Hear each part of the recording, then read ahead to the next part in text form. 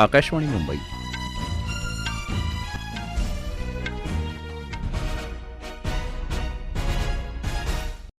संदेश नाईक राष्ट्रीय बातम्या देत आहे. ठळक बातम्या. लोकसभा निवडणुकीच्या चौथ्या टप्प्यातला प्रचार आज संपणार.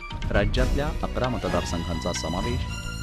लोकसभा निवडणुकीच्या निकालानंतर काँग्रेसला विरोधी पक्षाचा दर्जाही मिळणार नसल्याचा प्रधानमंत्री नरेंद्र मोदी यांचा दावा. प्रधानमंत्री नरेंद्र मोदी केवळ मतांसाठी आश्वासन देत असल्याचा काँग्रेस नेत्या प्रियंका गांधी यांचा नंदुरबारमधल्या सभेत आरोप. आणि कुवेतच्या अमिरांकडून संसद विसर्जित, संविधानाचा काही भागही निलंबित. लोकसभा निवडणुकीच्या चौथ्या टप्प्याचा प्रचार आज संध्याकाळी संपेल. त्यामुळे सर्वच राजकीय पक्षांच्या प्रचारानं आता जोर धरला आहे. या टप्प्यात राज्यातल्या औरंगाबाद, जालना, बीड, नंदुरबार, जळगाव, रावेर, मावळ, पुणे, शिरूर, अहमदनगर आणि शिर्डी या मतदारसंघांमध्ये सोमवारी 13 मे रोजी मतदान होणार आहे. या 11 मतदारसंघात एकूण 298 उमेदवार निवडणूक लढवत असून एकूण 23,284 मतदान केंद्र आहेत. सर्वाधिक 41 उमेदवार बीडमध्ये तर सर्वात कमी 11 नंदुरबारमध्ये आहेत. या टप्प्यात 2,28,00,000हून अधिक मतदारांची नोंद झाली असून सर्वाधिक 25,85,000 मावळमध्ये तर सर्वात कमी 16,77,000 शिर्डीमध्ये आहेत.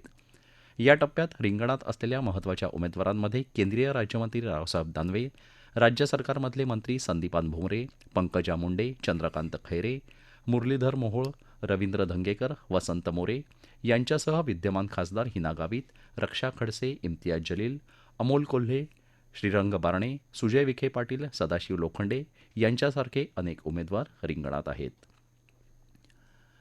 लोकसभा निवडणुकीच्या निकालानंतर काँग्रेस विरोधी पक्षाचा दर्जाही गमावून बसेल असा आरोप प्रधानमंत्री नरेंद्र मोदी यांनी आज ओदिशातल्या प्रचारसभेत केला आहे. राष्ट्रीय लोकशाही आघाडीला 400हून अधिक जागा मिळतील आणि काँग्रेसला 50पेक्षा कमी जागांवर समाधान मानावं लागेल असा दावा त्यांनी केला. काँग्रेस सत्तेत असताना देशात वारंवार दहशतवादी हल्ले व्हायचे.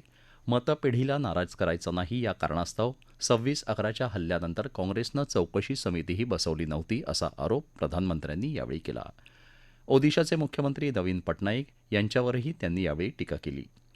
पुरीतल्या जगन्नाथ मंदिराच्या रत्नभांडाराच्या चाव्या बिजू जनता दलाच्या सरकारनं हरवल्या, पण भाजपा सत्तेत आल्यावर रत्नभांडाराचं पावित्र्य जपलं जाईल असा दावा त्यांनी केला. प्रधानमंत्री नरेंद्र मोदी केवळ मतांसाठी आश्वासनं देत असल्याचा आरोप काँग्रेस नेत्या प्रियंका गांधी यांनी आज नंदुरबारमधल्या सभेत केला. राजकीय फायद्यासाठी नरेंद्र मोदी छान छान गोष्टी सांगतात, मात्र सर्वसामान्यांशी असलेला त्यांचा संपर्क तुटल्याचा दावा प्रियंका यांनी या भाषणात केला.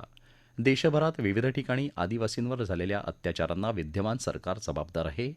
देशभरातल्या 22 लाख आणि राज्यातल्या 2 लाख आदिवासींना या सरकारनं पट्टे दिले नाहीत असं त्या म्हणाल्या. या देशात शेतकरी कष्टकरी नव्हे तर मोठ्या उद्योगपतींची कर्ज माफ होत असल्याचा आरोप त्यांनी केला. राष्ट्रपती द्रौपदी मुर्मू यांच्याबद्दल आम्हाला आदर आहे. त्यांना नव्या संसदेच्या उद्घाटनाला आमंत्रितही केलं नाही. यावरून प्रधानमंत्री कशा रीतीनं त्यांचा अनादर करतात ते दिसून येतं असं त्यांनी सांगितलं. राज्यातल्या महाविकास आघाडी सरकार पाडल्याबद्दलही त्यांनी प्रधानमंत्री यांच्यावर टीका केली. राज्यातल्या आमदारांवर दबाव आणून खटले भरून भ्रष्टाचार करून सत्ता मिळवल्याचा आरोप प्रियंका गांधी यांनी केला. भारत राष्ट्र समितीचे प्रमुख के चंद्रशेखर राव यांच्याविषयी असंसदीय भाषा वापरल्याप्रकरणी मुख्य निवडणूक अधिकारी विकास राज यांनी तेलंगणाचे मुख्यमंत्री रेवंत रेड्डी यांच्याकडून स्पष्टीकरण मागितलं आहे. भारत राष्ट्र समितीनं या प्रकरणी आचारसंहिता भंग झाल्याची तक्रार केली होती. भाजपा नेत्या नवनीत राणा यांच्याविरोधात तेलंगणामध्ये आचारसंहिता भंगाची तक्रार झाली आहे. शादनगर भागात प्रचारादरम्यान राणा यांनी काँग्रेसविरोधात काही वक्तव्य केली होती. श्रोतेहो, लोकनिर्णय महाराष्ट्राचा या कार्यक्रमात आजच्या भागात आपण ठाणे लोकसभा मतदारसंघाचा आढावा घेणार आहोत. संध्याकाळी 7:15 ते 7:30 वाजेपर्यंत आकाशवाणी मुंबईच्या अस्मिता वाहिनीवर आणि समाज माध्यमांवर हा कार्यक्रम ऐकता येईल. या राष्ट्रीय बातम्या आकाशवाणीच्या मुंबई केंद्रावरून देत आहोत. आकाशवाणीच्या मराठी बातम्या www.newsonair.gov.in/मराठी या संकेतस्थळावर वाचता येतील. दिल्ली इथं काल रात्री झालेल्या मोठ्या वादळात एक झाड मुळासकट उन्मळून पडल्यानं 2 जणांचा मृत्यू झाला तर 6 जण जखमी झाले असून एका इमारतीची पडझड झाल्यानं 17 जण जखमी झाल्याचं वृत्त आहे. या वादळानंतर पोलीस विभागाला 400हून अधिक दूरध्वनी प्राप्त झाले असून यात झाडं कोसळल्याचे 152, इमारतींची पडझड झाल्याचे 55 तर विजेशी संबंधित 202 दूरध्वनी आल्याची माहिती दिल्ली पोलिसांनी दिली आहे. दक्षिण काश्मीरच्या शोपियान जिल्ह्यात पोलिसांनी आज दहशतवाद्यांच्या 2 साथीदारांना अटक केली. पोलिसांनी लष्कराच्या 44 राष्ट्रीय रायफल्स आणि केंद्रीय राखीव बलाच्या 14व्या बटालियनसह शोपियानमधील मलिक चक क्रॉसिंग इथं स्थापन केलेल्या चौकीवर 2 दहशतवादी साथीदारांना अटक केली. त्यांच्याकडून घातक साहित्य जप्त करण्यात आलं आहे. संबंधितांवर हिरपोरा पोलीस स्टेशनमध्ये गुन्हा दाखल करण्यात आला असून यासंदर्भात अधिक तपास सुरू आहे. अभिव्यक्ती स्वातंत्र्य म्हणजे फुटीरतावादाचं समर्थन करायचं स्वातंत्र्य नव्हे, असं परराष्ट्र व्यवहार मंत्री डॉक्टर एस जयशंकर यांनी म्हटलं आहे. ते काल वृत्तसंस्थेशी बोलत होते. कॅनडामध्ये घडत असलेल्या घटना या फुटीरतावादी आणि कट्टरतावादी गटांकडून केल्या जात असून ते हिंसाचाराचं खुलेपणानं समर्थन करत असल्याची टीका त्यांनी केली. कॅनडाच्या राजकीय वर्तुळात अशा मंडळींना राजकारण करायला वाव असल्याचं त्यांनी म्हटलं आहे. कुवेतमध्ये राजकीय अराजकता असल्याची टीका करत कुवेतचे अमीर शेख मेशाल अहमद अल सबाह यांनी संसद विसर्जित केली. तसंच संविधानाचा काही भाग 4 वर्ष न वापरण्याचा निर्णय जाहीर केला. देशाचं हित लक्षात घेऊन आपण हा निर्णय घेतल्याचं त्यांनी दूरचित्रवाणीवरून प्रसारित केलेल्या संदेशात म्हटलं आहे. गेल्या महिन्यात झालेल्या निवडणुकीत याआधीच्या 46 सदस्यांपैकी 39 जण पुन्हा निवडून आले होते. कुवेतच्या घटनेनुसार निवडणूक निकालानंतर 2 आठवड्यात नवीन सरकार स्थापन करणं आवश्यक असलं तरी कुवेतमध्ये 4 एप्रिलला झालेल्या निवडणुकांनंतर राजकीय गोंधळामुळे नवीन सरकारची स्थापना अद्याप होऊ शकली नाही.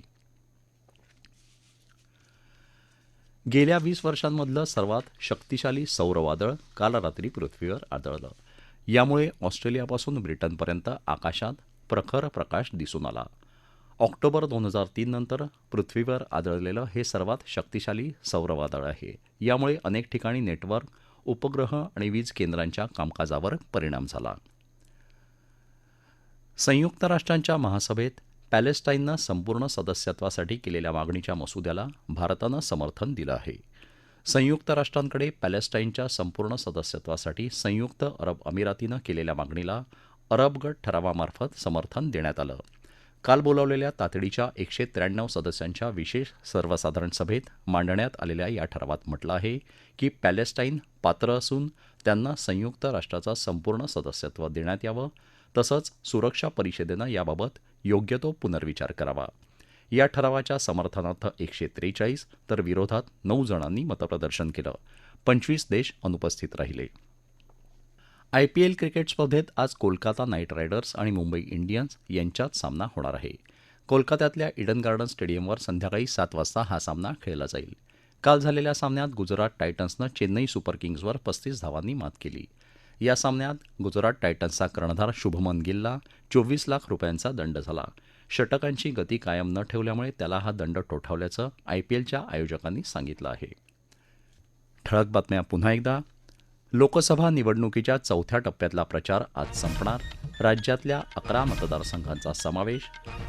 लोकसभा निवडणुकीच्या निकालानंतर काँग्रेसला विरोधी पक्षाचा दर्जाही मिळणार नसल्याचा प्रधानमंत्री नरेंद्र मोदी यांचा दावा.